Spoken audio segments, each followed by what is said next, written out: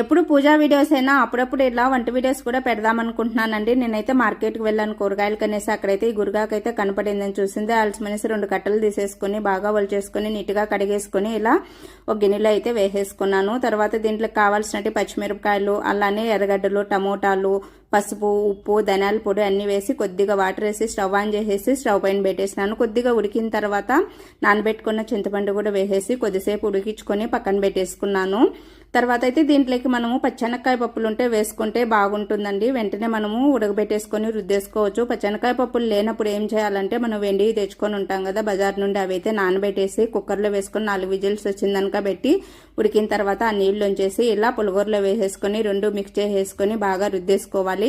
తర్వాత ఇలా పోపు పెట్టేసుకొని తర్వాత ఆవాలు, పచ్చెనగపప్పు, తెల్లగడ్డ, అలానే ఎర్రగడ్డలు అన్ని వేసి వేయించేసుకొని రుద్దుకున్న పులిగూరని ఎత్తి దీంట్లో మిక్స్ చేసేసుకొని కొద్దిగా జీలకర్ర పొడి, అలానే